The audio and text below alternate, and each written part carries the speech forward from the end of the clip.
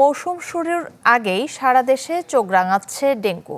১৩ মে পর্যন্ত চলতি বছর আক্রান্ত হয়েছেন প্রায় ২৫০০ মানুষ, যাদের মধ্যে প্রাণ গেছে ২৯ জনের। গত বছরের একই সময়ের তুলনায় যা প্রায় দ্বিগুণ। ডেঙ্গুর বাহক অ্যাডিস মশা নিয়ন্ত্রণে মে মাসকে গুরুত্বপূর্ণ বলছেন বিশেষজ্ঞরা। আশিকিন প্রিন্সের রিপোর্ট।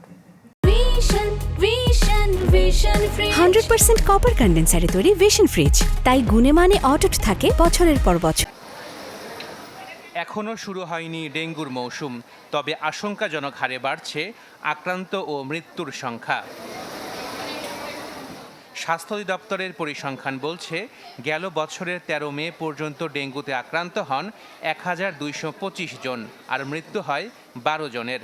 আর এবছরের ১৩ মে পর্যন্ত তথ্য বিশ্লেষণ করে দেখা গেছে আক্রান্ত ও মৃত্যু বেড়েছে দ্বিগুণ। এ বছরের ১৩ মে পর্যন্ত ডেঙ্গুতে আক্রান্ত হয়েছেন ২,৪৯৬ জন আর মারা গেছেন ২৯ জন। ডেঙ্গু পরিস্থিতি নিয়ে কথা হয় জনস্বাস্থ্য বিশেষজ্ঞ বেনজির আহমেদের সাথে। তার পরামর্শ, নিয়তির উপর ছেড়ে দিয়ে নয়, কর্মকৌশলের মাধ্যমে নিয়ন্ত্রণ করতে হবে ডেঙ্গু। এডিস মশার জন্য ফগিং এর চেয়েও বেশি গুরুত্বপূর্ণ হলো পানি অপসারণ করা। কারণ ফগিং দ্বারা যে মশাটা উড়বে সেটা আপনি মারবেন, কিন্তু নিচে যদি এখানে অনেক লার্ভা থাকে, অনেক বাচ্চা থাকে, কয়েকদিন পরেই তারা অ্যাডাল্ট হয়ে যাবে, কাজে ওই ফগিংটা কার্যকর হবে না।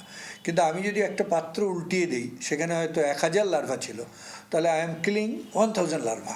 তার মতে, মে মাসে মশার প্রজনন স্থল ধ্বংস করতে পারলে পরবর্তী মাসগুলোতে ডেঙ্গু পরিস্থিতি অনেকটাই সহনীয় হবে। জুন জুলাই মাস হলো মেইন সিজন, তাহলে মেইন সিজনে যদি আপনি রুগী কমিয়ে রাখেন তাহলে তো ভাইরাস কম, সুতরাং ছড়াবে কম। আবার যদি জুন মাসে যে মশাটা কমিয়ে ফেলতে পারেন, তাহলে আবার জুলাই মাসের জন্য ইউ আর ডুইং সামথিং। আমাদের কৌশলটা হচ্ছে এরকম।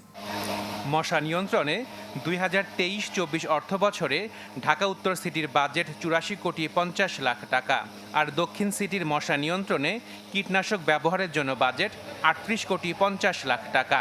ঢাকা একটা অনেক বড় শহর, তো সুতরাং এখানে যে ফগিং করতে যে ওষুধ লাগে সেখানেই বার্ন আউট হয়ে যায়।